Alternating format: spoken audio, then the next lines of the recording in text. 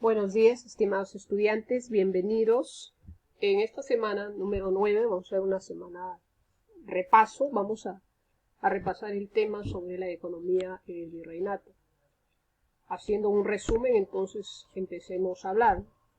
Dijimos que la economía virreinal se basó principalmente en tres principios básicos, tres principios económicos.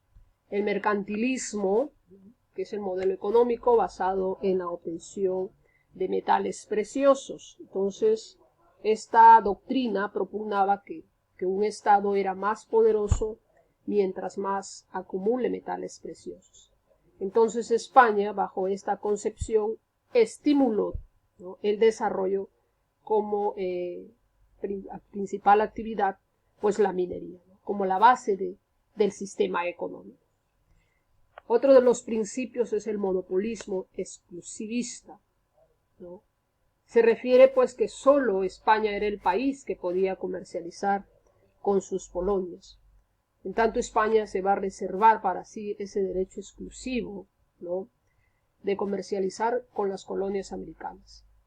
Prohíbe así entonces España que las colonias americanas pudieran comercializar con otra potencia europea, ¿no? Esto se va a dar hasta más o menos el siglo XVIII, ya en 1778, cuando llega por fin, digamos, el monopolio comercial llega a su fin cuando se decretó el libre comercio dado por Carlos III, ¿no?, en 1778. Y el otro principio económico, el intervencionismo. ¿A qué se refiere cuando hablamos del intervencionismo?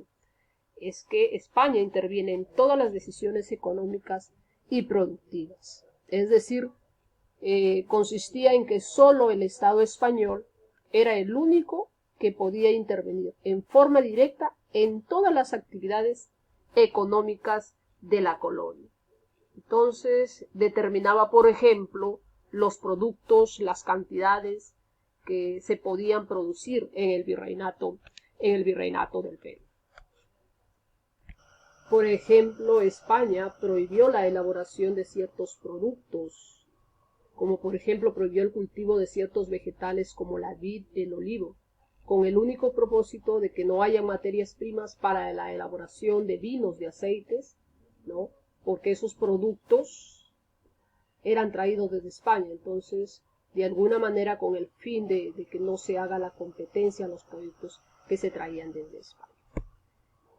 Y también, ¿cuáles son esas instituciones de control? Y las instituciones de control monopólico, ¿no? Bueno, con el propósito también de poder controlar ese centralismo y monopolismo comercial por parte de España, ¿no?, se creó dos instituciones económicas. Estas instituciones son la llamada Casa de Contratación de Sevilla, ¿no? Este fue el primer organismo creado por los reyes de España, ¿no? ¿Con qué fin? Este organismo se creó con el fin de controlar el comercio entre España y sus colonias, ¿no? Casa de Contratación de Sevilla en un momento tuvo su sede en Cádiz, pero posteriormente su sede en Sevilla, ¿no? Debido a su estricto control, se evitó pues entonces, por ejemplo, el ingreso de muchas manufacturas y comerciantes extranjeros en todos los dominios que eran de España. Por lo tanto, era un organismo, como dice aquí, encargado de fiscalizar, de regular el monopolio comercial entre España y sus colonias. Y la otra institución, el Tribunal del Consulado de Lima, ¿no? Este organismo, ya digamos, reunía pues a todos los comerciantes limeños. Era un organismo que grababa a todos los ricos comerciantes de Lima, que eran los conocidos como la aristocracia comercial, ¿no? Entonces, aquí, por ejemplo, tenía diferentes funciones, ¿no?, este organismo llamado Tribunal del Consulado, ¿no? En algunos casos actuaba como juez para tratar de resolver asuntos netamente comerciales, ¿no? Establecía también impuestos que debían pagar los productos importados y los productos exportados. Fijaba también de alguna manera los precios de las mercaderías, ¿no?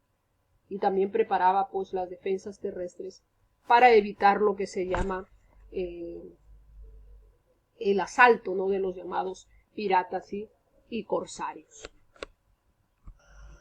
Bien, y dentro de las principales actividades económicas tenemos la minería, ¿no? La minería, la industria bajera, la agricultura, también el comercio. Pero la principal actividad económica que representó el motor de la economía colonial fue la minería, ¿no? Se basó principalmente pues en la extracción de plata. La minería va a desplazar a la agricultura, pues la agricultura pasó a un segundo plano. Aquí los españoles se enriquecieron, ¿no? Sin mucha inversión de capitales, ¿ya? Y esta actividad pues de alguna manera fue un sistema de explotación, ¿no? De trato inhumano, porque quienes se dedicaban a trabajar en las minas, la principal mano de obra van a ser los indígenas, los indios. Dentro de las principales minas, ¿no?, que se explotaron y que contribuyeron a enriquecer pues el tesoro de la corona española, tenemos la principal mina de plata, que es la mina de Potosí. Pues fue la principal mina en Charcas, en lo que es pertenecía a Bolivia, ¿no? También otra de la mina de Huancavelica, ¿no? Mina de Azogue, entre otras, ¿no? Pero la principal de extracción de plata fue Potosí. Otra de las actividades importantes fueron los llamados obrajes, la industria ovajera, ¿no?, que fueron, digamos, centros laborales que estaban dedicados exclusivamente a la manufactura de textiles e hilos de lana, algodón y cabullo. Entonces, estos obrajes, ¿no?, eran los talleres donde se fabricaban las telas de diferentes calidades, ¿no? Por ejemplo, se fabricaban lo que son jergas, cordelatas, bayetas, frazadas, ¿no? Posteriormente ya se llegó a fabricar paños finos, ¿no?, que eran capaces de competir con productos elaborados en España, ¿no? Bueno, se dice que el primer obraje que se instaló fue en Jauja, ¿no? También existieron obrajes en Lima, en Huamachuco, en Puno, en Arequipa. Y otra de las actividades, esta que va a pasar a un segundo plano, digamos, después de la minería, va a ser la agricultura, ¿no? La agricultura, pues, de alguna manera, después de la conquista, todas las tierras se van a concentrar en pocas manos, ¿no? Y por eso es que aparecen muchas grandes haciendas algodoneras, haciendas azucareras, ¿no? Digamos que se introdujo ya en América, en el Perú virreinal, la propiedad de la tierra, ¿no? La tierra ya va a tener dueño aquí. Y se extendió pues el cultivo tanto del algodón, de la caña de azúcar, la vid, el olivo, algunos otros cereales como el trigo, la alfalfa, limones, naranjas, cebadas, ¿no?, arroz. Entonces, los españoles, por ejemplo, trajeron muchos de estos productos, en el caso del trigo, de la cebada, del arroz, la caña de azúcar, el vid, los olivos, limones, naranjas, fueron productos traídos por los españoles. Y también vamos a hablar sobre el trabajo y la fuerza laboral, ¿no? Cuando hablamos de la fuerza laboral, nos referimos que la fuerza laboral estuvo representada por el trabajo tanto de esclavos como de los indígenas.